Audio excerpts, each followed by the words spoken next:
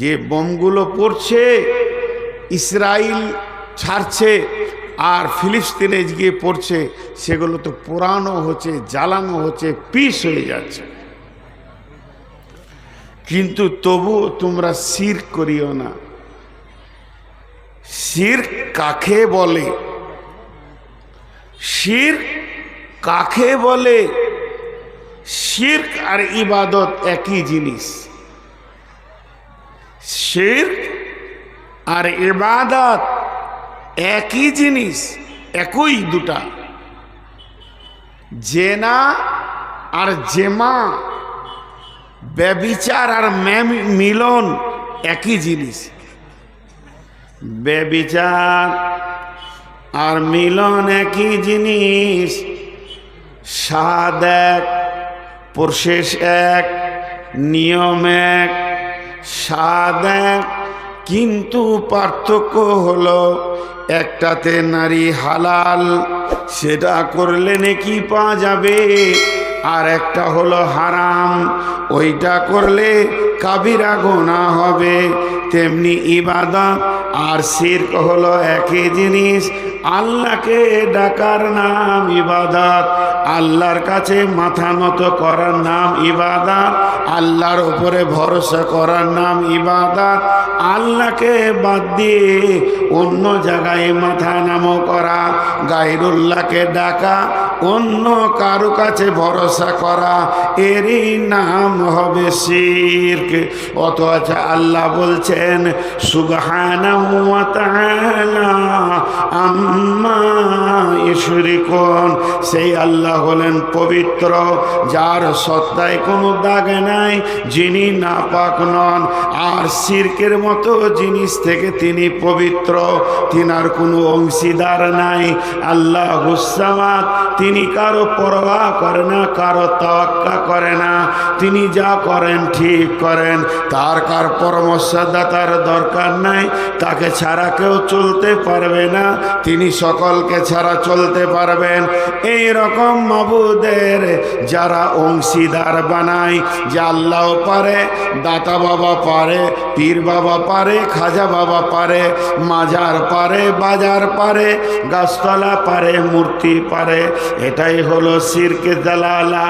অতএব আল্লাহ নবী বলছেন মাঝরে লা তুশরিক বিল্লাহি শাইয়া ওয়া ইন কুতিলতা আও হুরিকতা, হে মাছ খবরদার শিরকের মতো গুনাহটা করিও না। যদিও তোমাকে জ্বালিয়ে দেয়া হয় কিংবা পুড়িয়ে দেয়া হয়, তবুও শিরকের মতো গুনাহ করবে না।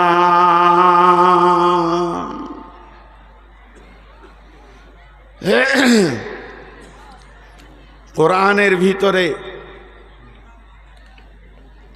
একটা সাধারণ মানুষের নামে আয়াত সূরা আছে। সাধারণ বললাম এই জন্যই যে তিনি নবী নন, তবে দামি মানুষ। সূরা লোকমান, একটা মানুষের নামে সূরা, তিনি নবী নন। লোকটা কত দামি ছিল, লোকটার চিন্তা চেতনা কত দামি ছিল যে আল্লাহ তার নামে একটা সূরা দিয়েছেন। সেই সূরা লোকমানের ভিতরে লোকমান হাকিম তার ছেলেকে ওসিয়ত করছেন। কি কি ওসিয়ত করেছে, বাপ বেটাকে ওসিয়ত করেছে, আল্লাহ কোরআনে তুলে দিয়েছেন। কেন? গুরুত্ব আছে। লোকমান হাকিম বলছেন,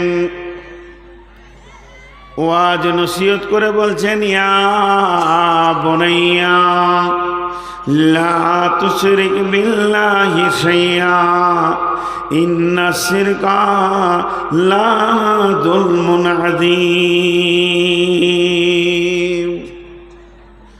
হে আমার বেটা, ওরে আয় বৎস, তুমি শিরকের মতো গুনাহ করিও না। বাপ বেটাকে বলছে ইন্না শিরকা লা যুলমুন আযীম, নিশ্চয় শিরক হলো একটা বড় জুলুম, বড় অন্ধতা। শিরকের মতো গুনাহ করলে আল্লাহ বান্দা আল্লাহ সম্পর্ক চিরদিনের জন্য চলে যাবে। এর জন্যে বলছে বেটারে, শিরকের মতো গুনাহ তোমরা জীবনে করবে না।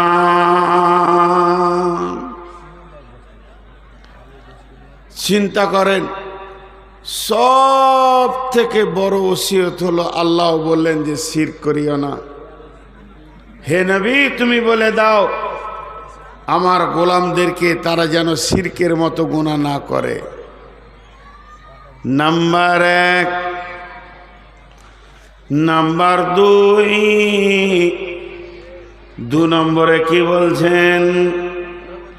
ওয়ালা তাওয়াক্কালনা ওয়ালিদাইকা ওয়াইন আমারাকা আন তাখরুজা মিন আহলিকা ওয়া মালিকা। নবীজি বলছেন, মা আমার দ্বিতীয় নম্বরে ওসিয়তটা শুনে নাও।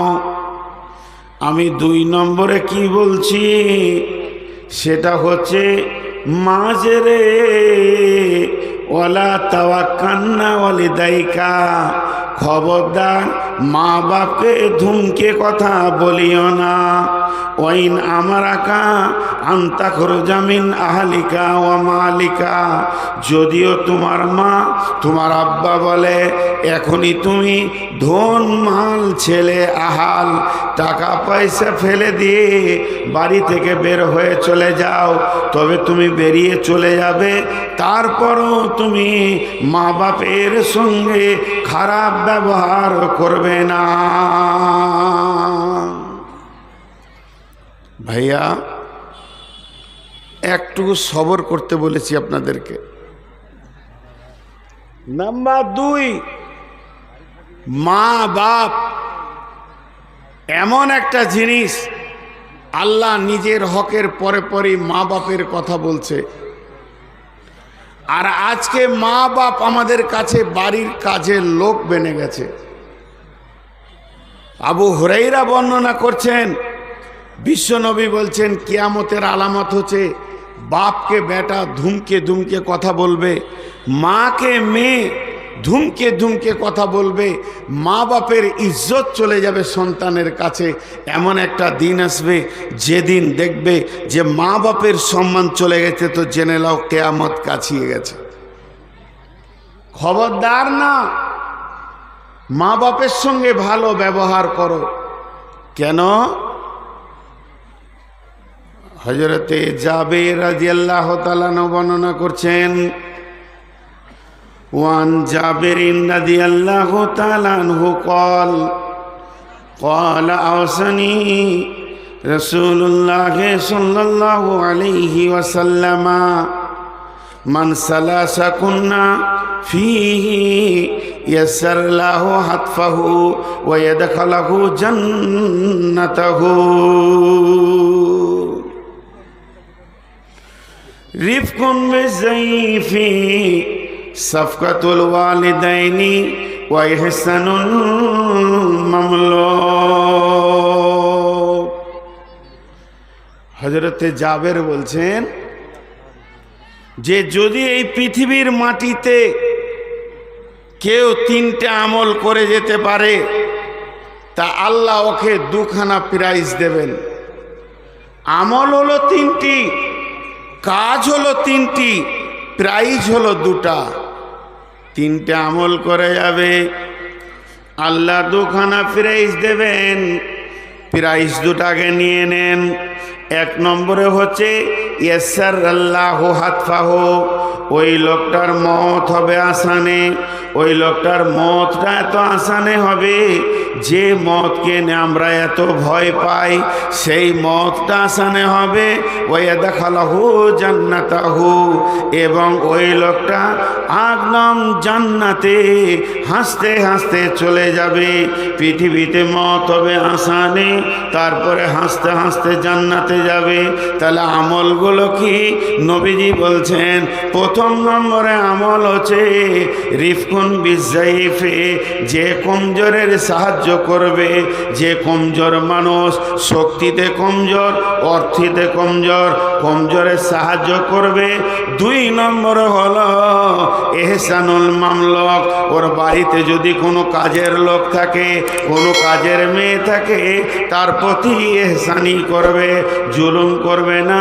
3 নম্বরে নবীজি বলছেন সাফকাতুল ওয়ালিদাইনি, মা বাপের সঙ্গে ভালো ব্যবহার করবে, মা বাপকে কষ্ট দেবে না। ওই লোকটার মত হবে আসানে, আর লোকটা হাসতে হাসতে জান্নাতে যাবে।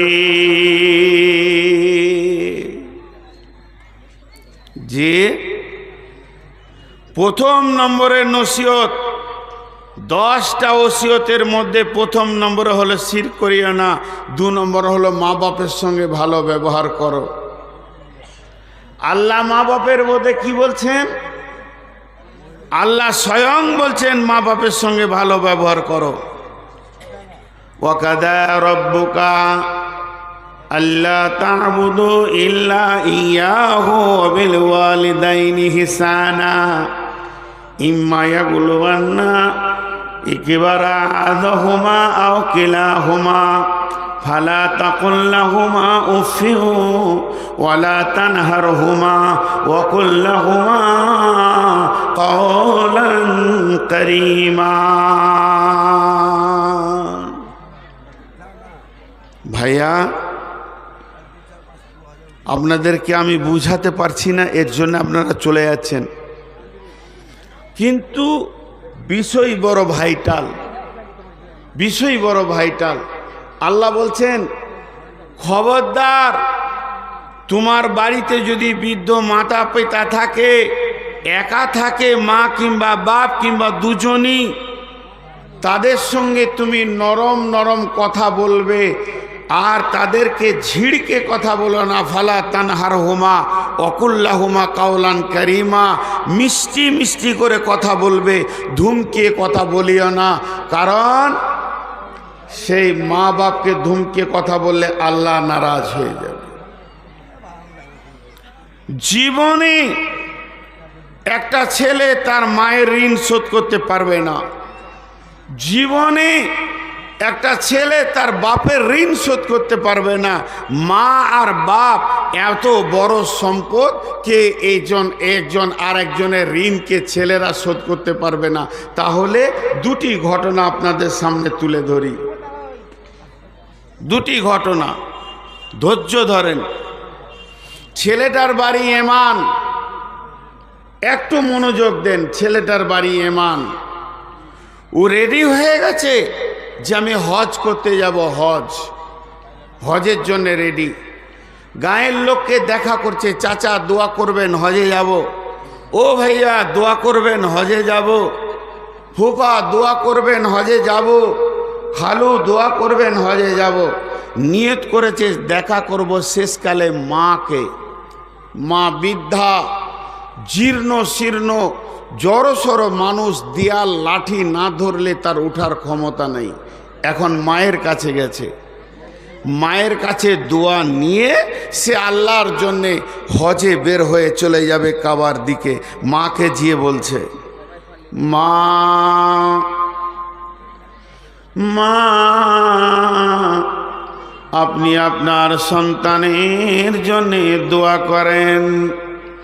মা আমি আল্লাহর ঘর হজে যাওয়ার নিয়ত করেছি, আর এক্ষুনি বাড়ি থেকে বের হয়ে আমি রওনা দিব, আমি চলে যাব সেই আরবের বুকে। ছেলেটার বাড়ি হলো এমান, এমান থেকে সেই যুগে এসে হেঁটে হেঁটে আরবে যাবে হজ করতে, মায়ের কাছে দোয়া চাতে গেছে। মা বলে দিলে একটা কথা, দোয়া দিবে কি, একটা কথা বলে দিলে। কি বললে? বেটা তুমি হজ করতে যাবে? হ্যাঁ আমিও যেতাম, আমারও দিল চাইছে আল্লাহর ঘর কাবাটা একবার দেখব। ছেলেটা বসে গেল, মায়ের এই কথাটা শুনে বসে গেল। মাকে চাদরের ভিতরে ভরে দিয়ে বুকের সঙ্গে বেঁধে নিয়ে দিলে হাঁটা কাবার ঘর। মক্কা গেল, মিনা গেল, মুজদালিফা গেল, আরাফাত গেল, মিনা গেল, হজকে কমপ্লিট করে মদিনা এলো। মদিনা থেকে এবার বাড়ি যাবে। বাড়ি যাওয়ার সময় দেখা করতে গেছে রসুলকে। কি বলছেন? ইয়া রাসূলুল্লাহ, আমি আমার মাকে এমান থেকে পিঠে করে বেঁধে নিয়ে এলাম। আমার মাকে দেখা করতে গেলাম। মা আমার বলে দিলেন, বেটা আমিও হজ করতাম। এই কথাটা শোনার পরেই আমি মাটিতে বসে গেলাম। ইয়া রাসূলুল্লাহ, মাকে পিঠে করে বেঁধে নিলাম। 2 মাসের পথ, এতদিন মাকে পিঠে করে নিয়ে এলাম। আমি মক্কায় গেলাম, হজের যত কাজ ছিল মাকে পিঠে করে করলাম। হজের কাজ শেষ হয়ে গেল, এখন আমার বাড়ি যাওয়ার পালা পড়েছে। দয়ার নবী গো, আপনার কাছে আমি একটা জিনিস জানতে এসেছি, আমি কি আমার মায়ের ঋণ শোধ করতে পেরেছি? আমি কি আমার মায়ের কাছে যে ঋণী, আমি কি মায়ের ঋণ শোধ করতে পারলাম? আল্লাহর নবী বললেন, হে বৎস শুনে নাও, তোমার মায়ের ঋণ শোধ করা তো দূরের কথা, তোমার মায়ের 1 ফোঁটা দুধের ঋণ শোধ করতে তুমি পারোনি। অতএব মা এমন একটা জিনিস, সারা জীবন যদি তার খিদমত করো মায়ের ঋণ শোধ করতে পারবে না। বাপের একটা ঘটনা, এটা তো মায়ের বললাম। একটা লোক ছিল সেই যুগে, ওর হাতে 20,000 দেন আর 50,000 দেন, 2 ঘন্টার মধ্যে শেষ, টাকা নাই। ওকে যে আল্লাহ কেমন বানিয়েছে, আজকে লাখ টাকা কালকে নাই, খালি নাই নাই নাই নাই। ওর বেটা চিন্তা করেছে, যদি বাপের ভরসায় থাকি তো রুজি রুটি হবে না, আমাকে কিছু ব্যবসা করতে হবে। গোপনে গোপনে লুকিয়ে লুকিয়ে কিছু টাকা জমা করেছে, এবার ওই টাকাতে ব্যবসা করবে। কিন্তু ঘটনা ঘটেছে, ওর ব্যবসায় লাগার আগেই ওর বাপের কাছে খবর হয়ে গেছে তোর বেটার কাছে টাকা আছে। এবার ও বেটাকে বলছে, টাকা দে, তোর টাকাটি দে। ও দেখছি তো আমার বিপদ, আর আমার ব্যবসা হবে না। মারল তো রসুলের কাছে, নবীজিকে গিয়ে বলছেন, ইয়া রাসূলুল্লাহ, বিরাট বড় বিপদে পড়েছি, আপনি যদি এর সমাধান না দেন তো সমাধান হবে না। আমার আব্বার হাত এত আলগা, ওকে কোটি টাকা দিলেও থাকে না, শেষ হয়ে যায়। আমার বাপ জীবনে কিছু করতে পারেনি, আমি একটা ব্যবসা বাণিজ্য করার জন্যে কিছু টাকা গোপনে জমা করে ফেলেছি। এই খবরটা আব্বা কেমন করে পেয়ে গেছে, এখন আব্বা বলছে টাকা দে, আমি খরচা করব। আমি দৌড়ে আপনার কাছে এসেছি, ইয়া রাসূলুল্লাহ, ওই টাকাটা কি আমার আব্বাকে দিতে হবে না আমি টাকাটা লুকিয়ে দেব, বাপকে দিব না? এই পারমিশনটা আপনি আমাকে দেন।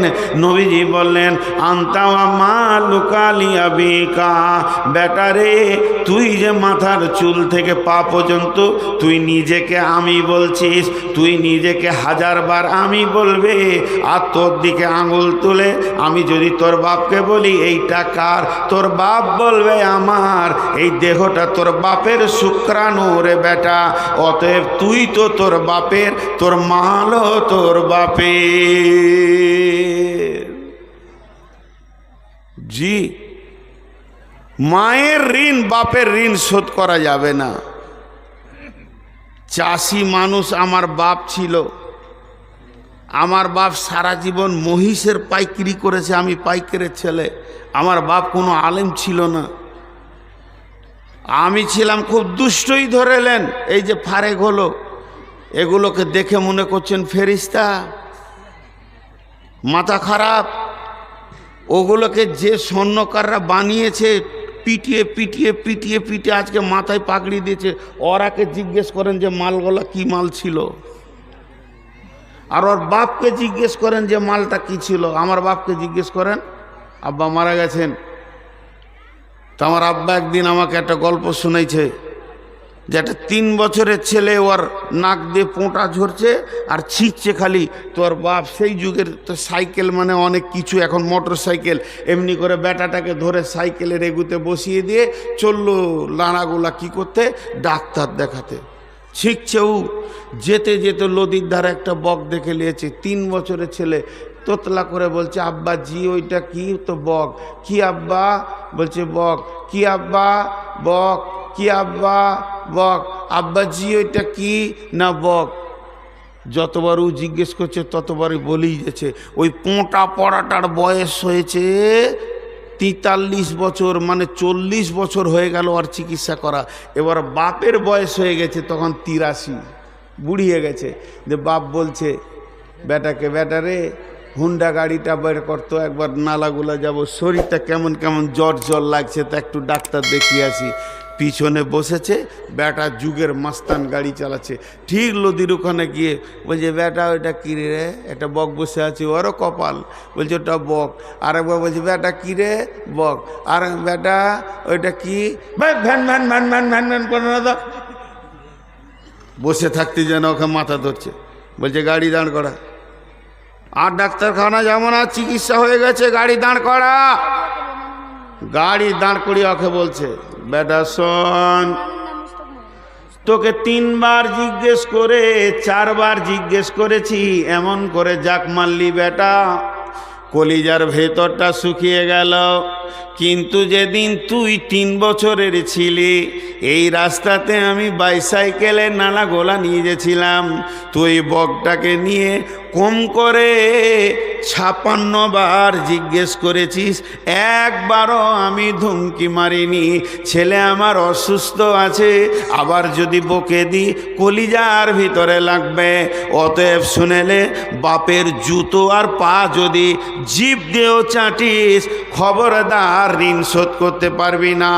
বাপ বাজারে 1 কাপ চা খায়, বিস্কিটটা নেয় না কেন? যে আমার ছেলের 5 টাকা কমে যাবে, ওটা যদি আমি জমা করি ছেলে আমার সুখের জিন্দেগি দেখবে।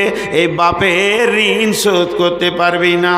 এর জন্য নবীজি মাস বিন জাবালকে বলছেন, মাস বিন জাবালে ওয়ালা তাওয়াক্কালনা ওয়ালিদাইকা ওয়াইনা মারাকান তাখরুজা মিন আহলিকা ওয়া মালিকা। খবরদার আব্বা মাকে ধুমকে কথা বলবি না।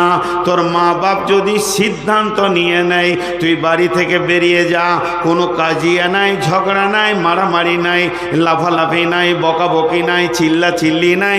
হঠাৎ যেন মার আব্বা বলছে, এ বেটা শাহজাহান সামনে গেলেন, কি আব্বা কি মা, তুই এক্ষুনি বাড়ি থেকে বেরিয়ে যা।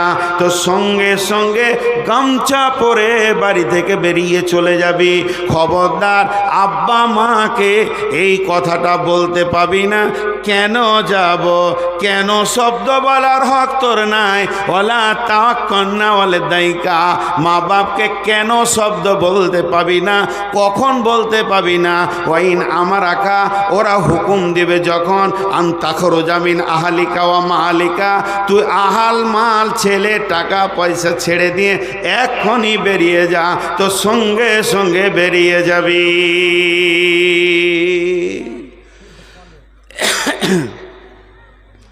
মাঝে আবার একটা কথা বলছি, 12 আনা লোক চলে গেল। প্রথম দিকে ওরা বুঝতে পারেনি যে রসুলের ওসিয়তগুলো কত দামি হবে। কিছু লোক সুরের পাগল, সুর হয়ে গেলেই হয়ে গেল। ভাইয়া এখন 8টা আছে, এক একটা কত বড় দামি। আল্লাহর কসম, আল্লাহ বিল্লাহ তাল্লাহ লাল্লাহ, আপনারা বসে থাকেন, নিয়ামত হাতে করে নিয়ে বাড়ি যাবেন। নিয়ামত কথাগুলো তো আমার নয়, আমার মুখে ঝাঁটা মেরে দেন, আমি একটা মানুষ। আপনারা নিচে বসে আছেন, আমি আবার স্টেজে, তারপরে আবার চেয়ারে। আমার দাম বেশি? মাথা খারাপ?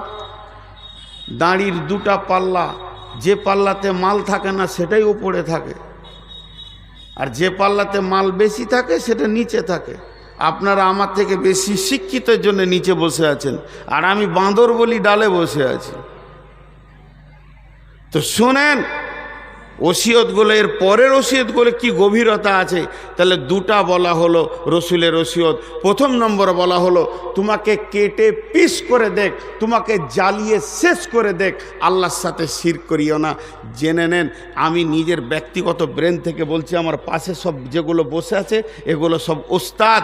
এই পাশে যেটা বসেছিলেন ওনাকে আমি ওস্তাদ মনে করি। একটা কথা আমার ব্রেন থেকে বলছি, এমন একটা দিন আসবে, বিশ্বনবী আমাদেরকে কত বড় বেনিফিট দিয়ে গেছেন, কত বড় ফ্যাসিলিটি দিয়ে গেছেন, কত বড় কনসিডার করে গেছেন, আপনি আমি মাপতে পারবো না, সেরকম কোনো দাঁড়ি নাই। সাহাবা রাদিয়াল্লাহু মাজমাইনদেরকে সামনে আঙ্গুল তুলে বলছে, হে আমার সাহাবীরা শোনো, আমি তোমাদেরকে 10টা বলবো, 10টা, তোমরা 9টা আমল করবে, 9টা, খালি একটা ছেড়ে দেবে। 9টা আমল করে একটা ছেড়ে দেবে, তোমাদের ফাইসালা আসবে জাহান্নাম। আমি 10টা বলবো, 9টা আমল করবে, খালি একটা ছেড়ে দিবে, তোমাদের ফাইসালা আসবে জাহান্নাম।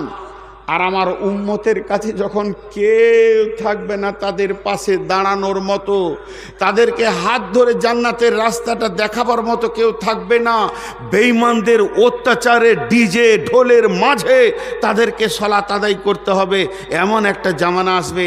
তারা আমার হাদিস থেকে পাবে 10টা, শুনবে 10টা, পাবে 10টা, ছেড়ে দিবে 9টা, মানবে একটা, জান্নাতের ফাইসালা পাবে।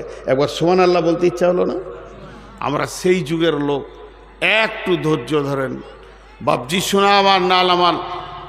তো এই যে শিরকের কথাটা বললো, আজকে বলেন হাফ প্যান্ট জাঙ্গিয়া, হাফ ফুল লয়, নামাজ হবে, নামাজ হবে?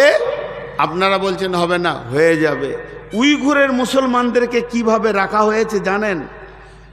বড় বড় ইমানদার, পরেশগার, আলিম, ইমানদার, 5 ওয়াক্তের নামাজি, মুখে দাড়ি, তাদেরকে একটা করে জাঙ্গিয়া পরে জেলে রাখা হয়েছে, আর একটা করে সেন্ডু গেঞ্জি, যেন নামাজ না পড়তে পারে। ওই হালাতেই নামাজ পড়ছে তারা, তাদের নামাজ হয়ে যাবে। বিনা উজুতে চালিয়েছে, তাদের নামাজ হয়ে যাবে। তা আল্লাহর নবী এই যে হাদিসটা বললেন, ওয়াইন কুতিলতা উহুরিকতা, আমাদের কাছে এমন একটা দিন আসছে, অতি সত্তর দিনটা তত্তর করে চলে আসে, এই উম্মতকে জ্বালানো হবে, পোড়ানো হবে। ওই অবস্থায় উম্মত যদি শিরকে থেকে বেঁচে থাকে, শুধুমাত্র একটা আমল করে, শিরকে থেকে বেঁচে থাকে, শুধুমাত্র একটা আমল করে, শিরকে থেকে বেঁচে থাকে, তারপরও উম্মত হাসতে হাসতে জান্নাতে যাবে। নবীজি প্রথম নম্বরে ওসিয়তে বললেন, খবরদার তোমরা শিরক করিও না। 2 নম্বরে বললেন, মা বাপকে ধুমকে কথা বলবে না।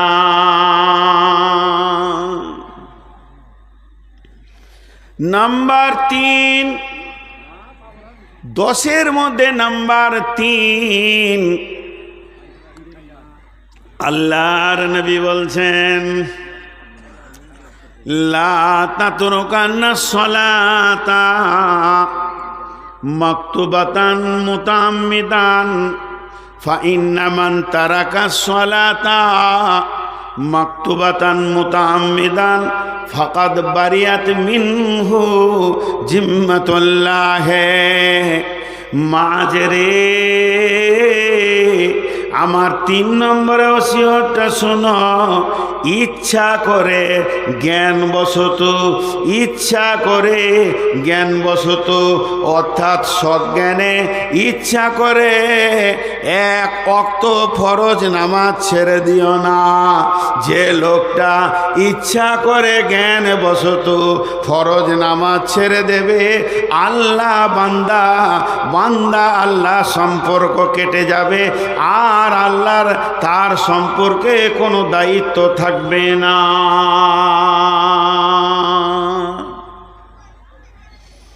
জি, ইচ্ছা করে জ্ঞানবশত। আমি একবার বাংলাদেশে প্রতি বছর যাই, এই আপনাদের পাশে জালসা করি, এই গ্রামগুলো সব আমার জানা আছে, আই হাই, তারপরে ওই সাপাহার টাপার এলাকাটা ভরপুর জালসা করে, বিরাট মাদ্রাসা আছে, কলমুনাগা মাদ্রাসা, এগুলো জালসা করেছি। তো বাংলাদেশে আমি একটা কথা বলছিলাম, নারায়ণগঞ্জে জালসা করেছে রাত 12টায়, তখন ঢাকায় পৌঁছালাম। ঢাকায় যখন নামছি গাড়ি থেকে, তো ওই গাড়ির ড্রাইভারটাকে জিজ্ঞেস করলাম তোমার নাম কি? তো আবুল আলা মদুদিনা কি বললো নাম, ছেলে মানুষ। তখন রাত 12টা, একটা কেউ নাই, কটা পুলিশ আছে আর এমনি গাড়ি যেছে ওর আমি। তখন আমি ওর ভাড়াটা দিছি আর বলছি, বাবু সোনা মানিক তুমি নামাজ পড়ো?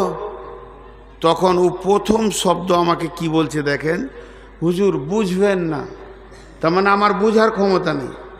প্রথম ভাষা বলছে, হুজুর আপনি বুঝবেন না। সারা দিন গাড়ি নিয়ে ব্যস্ত, এখানে ওখানে ভাড়া, ছেলে মেয়ে, খাওয়া দাওয়া, টাকার পয়সা জোগাড় করতে গিয়ে নামাজ পড়তে পারি না। তো ওকে তখন আমি বললাম যে একটা কথা জিজ্ঞেস করছি, তুমি আমাকে উত্তর দাও তো। আল্লাহ যেদিন কিয়ামতের মাঠে বলবে যে এই তুই নামাজ পড়েছিলি, তখন আল্লাহকে প্রথমেই বলবে তুমি যে আল্লাহ আপনি বুঝবেন না।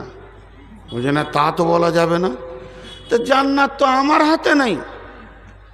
আমি খুব জোর তোমাকে যদি পারি পা দুটা ধরে বলবো নামাজ পড়ো, এর থেকে বেশি পারবো না।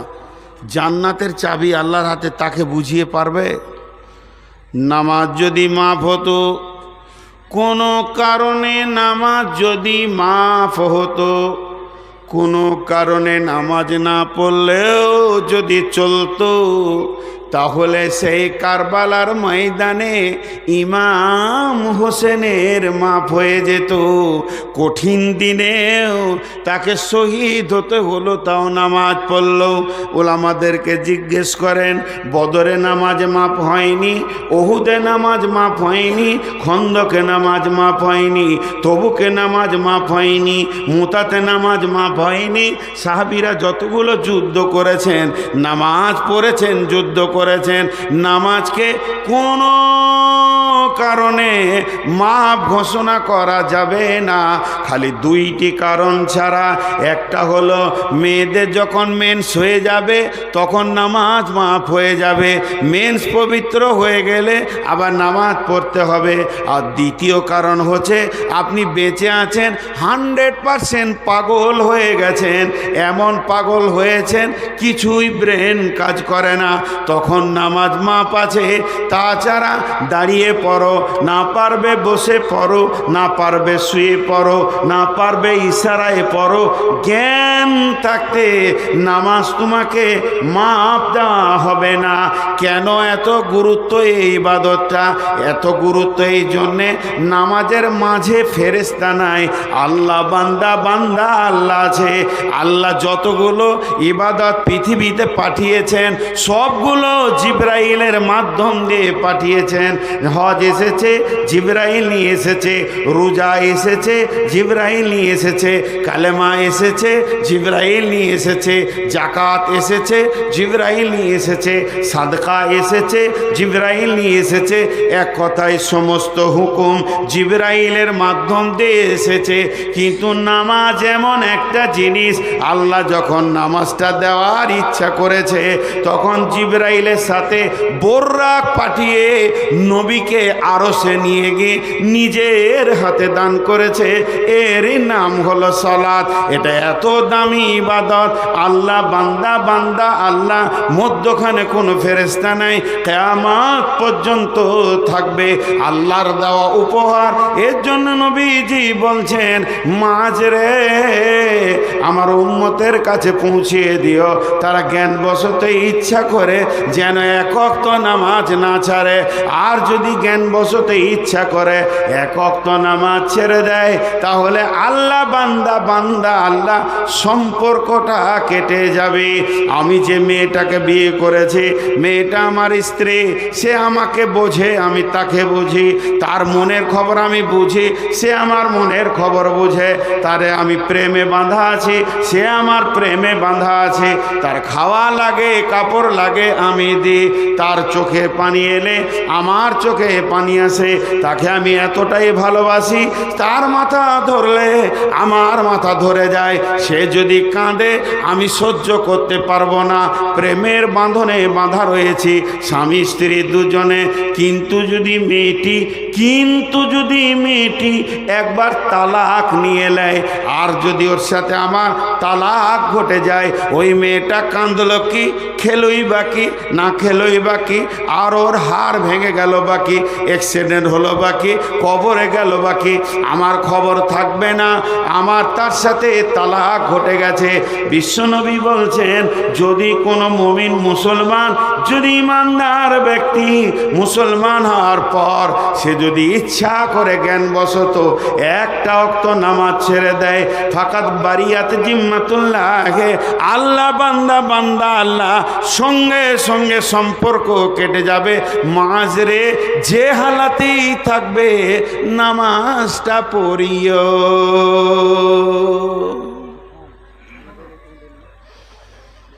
তিনটে হলো। মাঝে আবার 30 সেকেন্ড একটা কথা বলবো, 30 সেকেন্ড আপনাদের কাছে ক্ষমা চেয়ে বলছি। এই যে করোনা নামে যে ভ্যাকসিনটা দিলে, করোনা বলে কোনো রোগ ছিল না, আতঙ্ক ছিল। এটা স্টিপিং ফাইল থেকে পাওয়া গেছে, ওই ইঞ্জেকশনটা বিক্রি করা হয়েছে।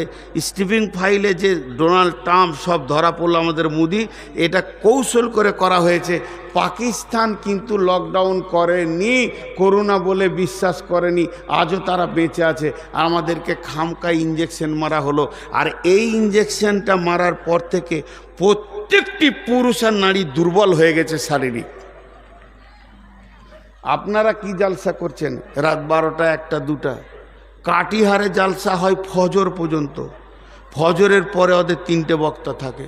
কিন্তু সেই কাটিহারে এখন 12টার পর আর লোক টিকতে পারছে না, 12টা পর আর থাকে না। আপনাদেরও তাই। প্ল্যান রাখবেন আগামী বছরের জন্য একটা বক্তা কমিয়ে দেন, আমার মতো বক্তাগুলোকে নিয়েন না। 12টায় শেষ করার প্ল্যান রাখেন। হাত ধরে বলছি, 12টার পর জালসার কোথাও হবে না, মন খারাপ হয়ে যায়। 3টে বলা হলো আর 7টা আছে। কটা বলা হলো? 3টে। শিরক করো না, মা বাপকে কষ্ট দিও না, জ্ঞানবশত নামাজ ছাড়িও না। 4 নম্বর, যুবকের দল যতগুলো আছো বাবা, বাপজি আমার, সোনা আমার, লাল আমার, মেয়েরা এর থেকে বেঁচে আছে, বেশিরভাগ যুবকের দলরা মেতে আছে। তোমাদের হাতগুলো ধরে বলছি রে বাবা, এই রসুলের ওসিয়তটা শুনে নাও। বিসমিল্লাহির রহমানির রহিম। লা তাসনিমান্নাল খামারা ফাইন্নাহু রাসুন কুল্লা ফাহিশাতিন।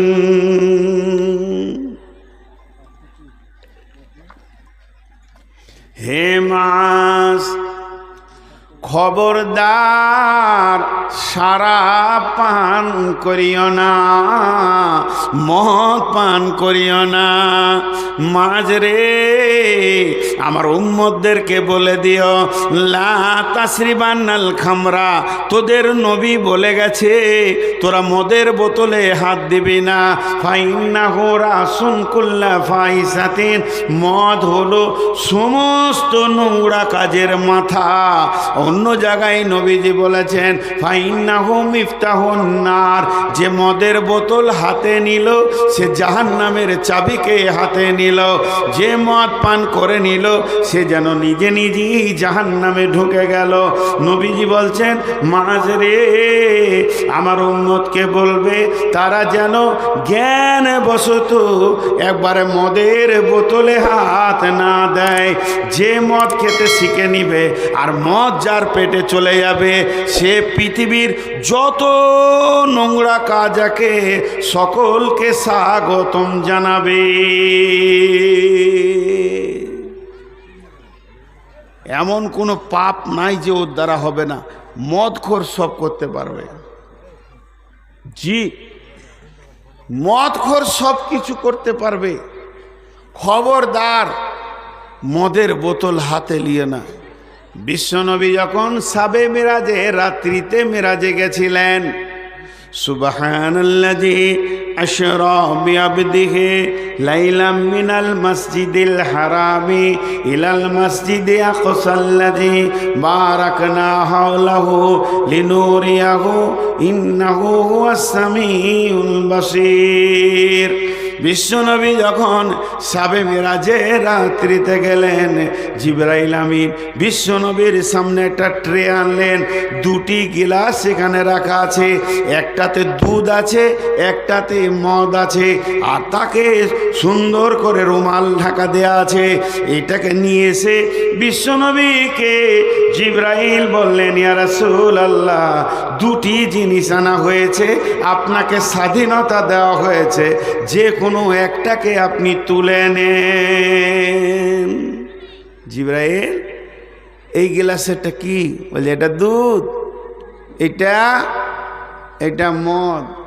বিশ্বনবী মদটা বাদ দিয়ে দুধের গ্লাসটা তুলে নিলেন। আর দুধের গিলাসটা যখনই তুলে নিলেন, ফট করে জিবরাইল একটা কথা বলে দিলেন। কি বলেন? ইয়া রাসূলুল্লাহ, আপনার উম্মত বেঁচে গেল। যদি আজকে মদের বোতল তুলে নিতেন, মদের গিলাসটা তুলে নিতেন, আপনার উম্মত এত পান করত, পশ্চিম দিকে সূর্য ওঠা পর্যন্ত তাদের হুঁশ থাকতো না ভালো কাজের।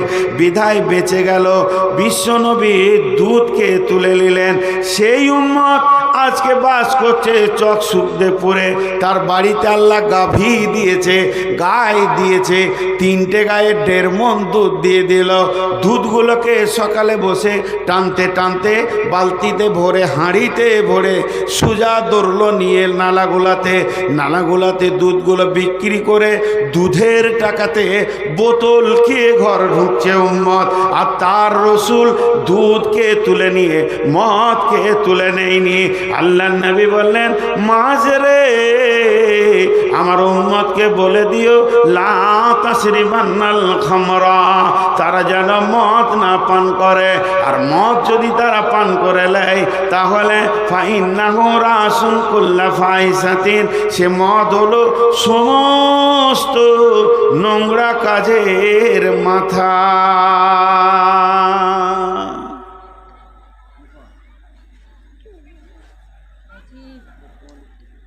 কটা হলো? জি, একটু সবর করেন। আপনারা যে কটা আছেন উঠিয়েন না। এর পরে পরপর জিনিসগুলো কত গুরুত্বপূর্ণ আছে। তালবিসে ইবলিসের একটা ঘটনা আপনাদেরকে শোনাই। তালবিসে ইবলিস, একটা আল্লাহর ওলি, বিরাট পরেজগার লোক, সুখদেবপুরের মনে করলেন, মসজিদে বসে বসে আল্লাহকে ডাকে। সে রাত 10টায় মসজিদে বসে যায় আর ফজর পর্যন্ত তেলাওয়াত জিকির করে করে করে করে কাটায়। শয়তান একদিন দেখে নিয়েছে যে একে পথ ভ্রষ্ট করতে হবে, একে জাহান্নামে ঢুকাতে হবে। তো শয়তান যখন ওই প্ল্যানটা করেছে, তো ও মসজিদের পশ্চিমে ফার্স্ট কাতারে ডান দিকের কোণে বসে বসে আল্লাহর জিকির করে, সুবহানাল্লাহ, আলহামদুলিল্লাহ, ওয়ালা ইলাহা ইল্লাল্লাহু, আল্লাহু আকবার, ওয়ালা হাওলা ওয়ালা কুওয়াতা ইল্লা বিল্লাহ, আস্তাগফিরুল্লাহ। সারা রাত জিকির করে আর আল্লাহর কাছে কাঁদে। ভালো করে শুনবেন ঘটনাটা। তালবিসে ইবলিস বইটাতেই ঘটনাটা আছে। এটা হাদিস বলিনি আমি, এই ঘটনায় জ্ঞান আছে। শয়তান তখন মানুষের রূপ ধারণ করে লম্বা পাঞ্জাবি টুপি পরে মসজিদে ঢুকে ফার্স্ট কাতারে বাম দিকে মানে দক্ষিণ কোণে শুরু করেছে, ইল্লাল্লাহ ইল্লাল্লাহ ইল্লাল্লাহ ইল্লাল্লাহ। তখন জিকির ছেড়ে দিয়ে বলছে, ওইটা আবার কে এলো রে বাপ? আমি তো 30 বছর ধরে আল্লাহর ইবাদত করছি, কাউকে দেখি নাই কোনো দিন, এটা আবার কে? যে আস্তে আস্তে উঠে গিয়ে ওর গায়ে হাত দিয়ে বলছে, ভাই তোমার বাড়ি কোথায়? বলে, বাড়ি তোকে কেন বলবো, আল্লাহর ঘরে। তুইও জিকির করছিস, আমি কি জিকির করছি? তুই কি এসপি আছিস নাকি যে তোকে সব কিছু বলতে হবে? চুপ হয়ে গেছে। বলছে, আমি আল্লাহর কাছে কাঁদছি, আল্লাহর কাছে জিকির করে অনেক কিছু লিছি। ওকে হালকা করে জিজ্ঞেস করছে, তোমার কতবার হলো? কালেমা পড়া? বলছে 150 বার। সেই সন্ধ্যা থেকে এখন 12টা বাজতে চললো, মাত্র 150 বার। তখন শয়তানকে জিজ্ঞেস করছে আপনার কতবার হলো? বলছে আমার 10,000 পেরিয়ে গেছে। সুবহানাল্লাহ, ই তো শয়তান। এর তো মিথ্যা কথা বলা কোনো অসুবিধা নাই, একে মিথ্যা কথা বলতে গেলে লাইসেন্স লাগবে না। যখন বলে দিয়েছে আমার 1,500 বার পেরিয়ে গেছে, বলছে আমাকে শিখিয়ে দাও তোমার মতো কি করে করব।